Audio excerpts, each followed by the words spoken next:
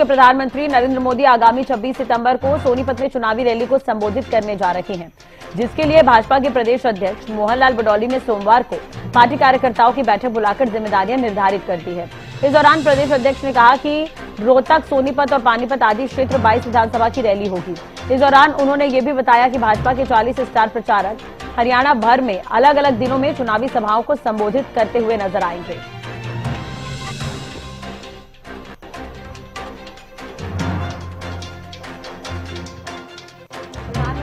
Rally होने वाली है और इसे लेकर मोहनलाल बडौली ने भी जानकारी दी है। कार्यकर्ताओं की महत्वपूर्ण बैठक हुई है।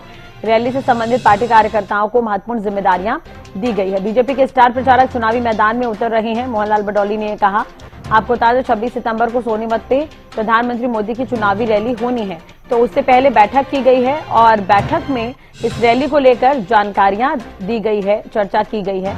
तो सोनीपत में 26 तारीख को प्रधानमंत्री नरेंद्र मोदी आएंगे।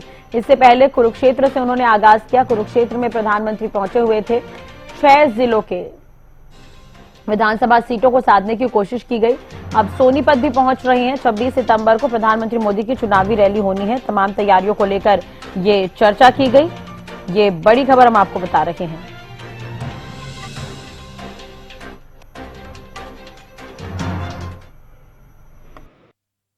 भारतीय जनता पार्टी की इस विधानसभा चुनाव की जो तैयारियां, एक समीक्षा बैठक और देश के लोकप्रिय प्रधानमंत्री, दुनिया के सबसे पॉपुलर नेता माननीय प्रधानमंत्री नरेंद्र मोदी जी 26 तारीख को राई विधानसभा में राई स्पोर्ट्स स्कूल के पास में राजीव गांधी एजुकेशन सिटी के ग्राउंड में एक विशाल जनसभा को संबोधित करेंगे और इसमें 22 विधानसभा, पूरी सोनीपत लोकसभा, पूरी रोहतक लोकसभा और 4 विधानसभा पानीपत जिले की, इस प्रकार से 22 विधानसभाओं के कार्यकर्ता इसमें शामिल होंगे और विशाल जन आशीर्वाद रैली प्रकार से 40 हमारे स्टार प्रचारक रहेंगे और उनकी 90 की 90 विधानसभाओं में कहीं न कहीं किसी न किसी बड़े नेता की रैली होगी। ज्यादा जानकारी के लिए बात करेंगे। लाजपत संवाददाता सोनीपत से हमारे साथ जुड़ गए हैं ज्यादा जानकारी के लिए। लाजपत, अब प्रधानमंत्री सोनीपत आने जा रहे हैं, तो इसे लेकर बैठक हुई है, चर्चा की गई है। मोहनलाल बडौली वहां पर पहुंचे थे, तो क्या कुछ खास रहा? किस तरह से रूपरेखा बनाई जा रही है प्रधानमंत्री के कार्यक्रम को देखते हुए?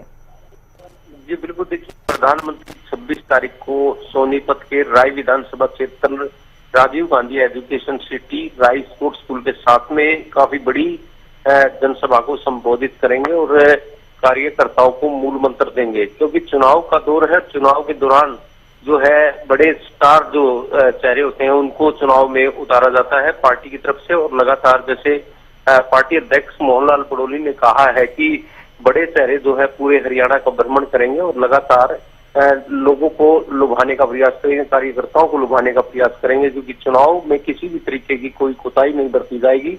और आज जो बैठक की गई है वो बीजेपी कार्यालय में बैठक कर पार्टी अध्यक्ष ने ये घोषणा की है। तो इसको लेकर कहीं ना कहीं जो है कार्यकर्ताओं में जोश दिखाई दे रहा है, क्योंकि कार्यकर्ता ही जो पार्टी की रीढ़ की हड्डी होते हैं, पार्टी की रीढ़ की हड्डी का काम जो है कार्यकर्ता करते हैं। ऐसे में देखना यही होगा कि आखिर जनता किसको चाहती है, ये आने वाला वक्त बताएगा। जी बिल्कुल। अब 26 सितंबर को अगर प्रधानमंत्री मोदी आते हैं, चुनावी रैली करते हैं, तो क्या कुछ इससे फायदा बीजेपी को होगा?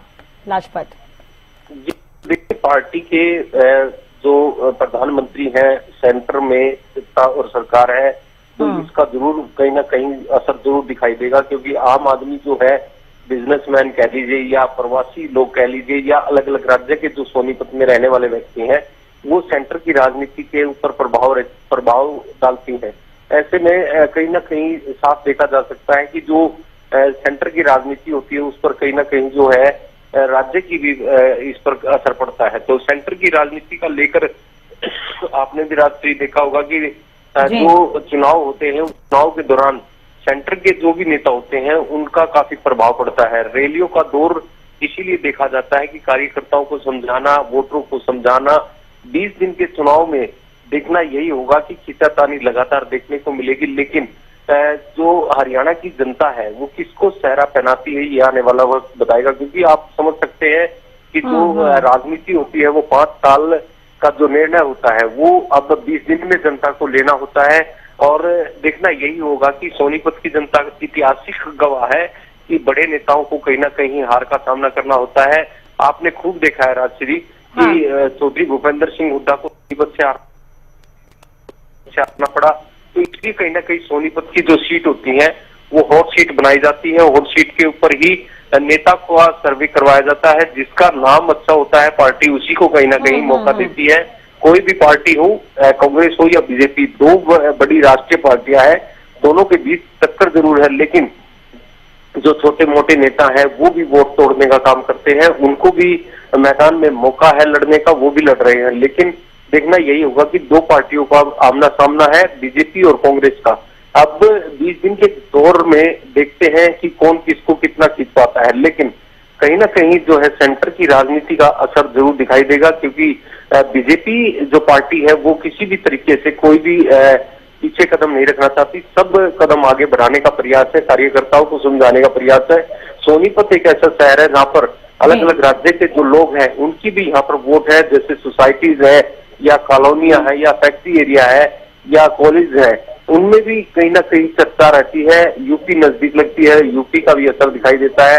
तो देखना यही होता है कि सोनीपत जो शहर है वो महाभारत काल की जगह का एक नाम है, जिस पर महाभारत भी हुई थी, युद्ध भी हुआ था, लेकिन राजनीति को भी छोटा ना माना जाए। राजनीतिक जो अखाड़ा होता है, कहीं ना कहीं देखिए 9 विधानसभा क्षेत्र आते हैं सोनीपत संसदीय क्षेत्र के अंतर्गत, तो कहीं ना कहीं उनको भी फायदा होगा प्रधानमंत्री नरेंद्र मोदी के इस दौरे से। जैसे कुरुक्षेत्र में पहुंचे थे, तो कुरुक्षेत्र के आसपास की कई क्षेत्र थे जहां पर जिन्हें देखते हुए ही वहां पर वो रैली की गई थी। बहुत बहुत शुक्रिया लाजपत, तमाम जानकारी और बातचीत के लिए। नजर बनाए रखिएगा, अपडेट आपसे लेते रहेंगे।